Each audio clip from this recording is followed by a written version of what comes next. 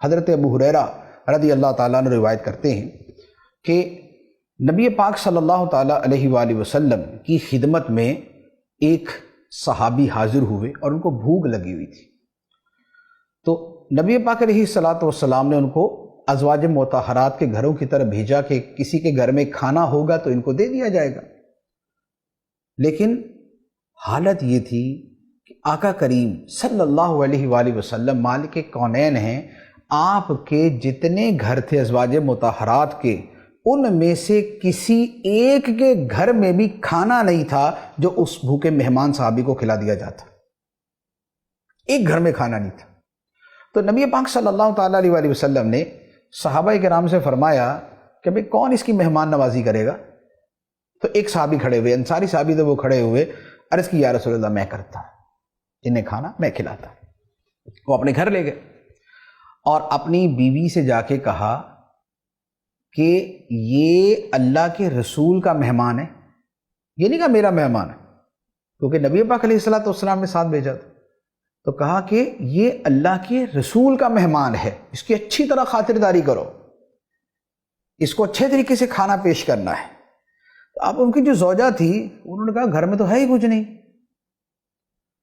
جتنا کھانا ہے وہ تو بچوں کے لیے ہے، ہمارے تو اپنے کھانے کا نہیں ہے، تھوڑا سا کھانا ہے اور وہ بچوں کے لیے. اگر ہم کھاتے تو بچے نہ کھا سکتے، بچے کھاتے تو ہم نہ کھا سکتے، اور اگر مہمان کو کھلا دیا تو نہ ہم کھا سکیں گے نہ بچے کھا سکیں گے. تو اس صحابی نے کیا کہا؟ انہوں نے کہا ایک کام کرو، بچوں کو تو ذرا پیار محبت سے سلا دو، تھوڑی سی تسلی دے کے سلا دو ان کو، بہت شدید بھوک نہیں ہوگی اس لیے، ورنہ بچوں کے ساتھ بھی اس طرح کرنے کی اجازت نہیں ہوتی. تو کہا کہ بچوں کو ذرا پیار محبت سے سلا دو، اور باقی رہا ہمارا اور مہمان کا کھانا تو اس طرح کرنا، جب میں مہمان کے پاس بیٹھوں گا اور تم کھانا لے کے آؤ تو کھانا سامنے رکھ کے کسی بہانے سے جو چراغ ہے اسے بجھا دینا. چراغ بجھا دو گی اندھیرا ہو جائے گا، مہمان کو پتہ ہی نہیں چلے گا کہ ہم کھا رہے یا نہیں کھا رہے، تو مہمان کھانا کھاتا رہے گا اور ہم ویسے ہی منہ چلاتے رہیں گے، جس سے مہمان کو یہ پتہ چلے کہ یہ بھی کھانا کھا رہے حالانکہ کھانا نہیں کھا رہے. تو چنانچہ ایسے ہی ہے، بچوں کو سلا دیا اور کھانا جب سامنے رکھا تو چراغ جو ہے وہ کسی طریقے سے بجھا دیا، مہمان کھانا کھاتا رہا، اور یہ جو صحابی تھے اور ان کی جو زوجہ تھی وہ ویسے ہی بھوکی کی بھوکی رہیں اور ساری رات اسی طرح گزار دی. جب صبح کے وقت سرکار دو عالم صلی اللہ تعالیٰ علیہ وآلہ وسلم کی بارگاہ میں حاضر ہوئے تو آقا کریم علیہ الصلوۃ والسلام نے فرمایا تم دونوں میاں بیوی کا رات کا نیک عمل اللہ کو بڑا پسند آیا ہے، اللہ کو بڑا پسند آیا ہے تم نے جو رات نیک عمل کیا.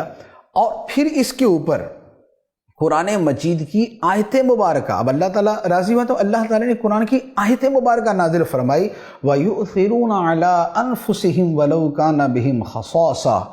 اور وہ اپنی جانوں پر دوسروں کو ایثار کرتے ہیں، دوسروں کو ترجیح دیتے ہیں، اگرچہ خود ان کو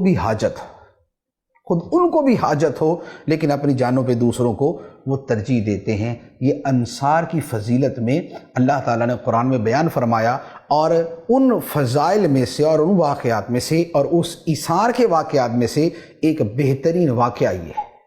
تو یہ جو اپنے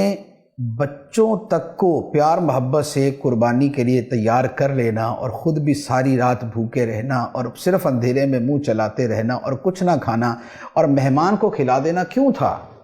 اس لیے کہ اس عمل سے خدا راضی ہوتا ہے. اس وقت صورتحال ایسی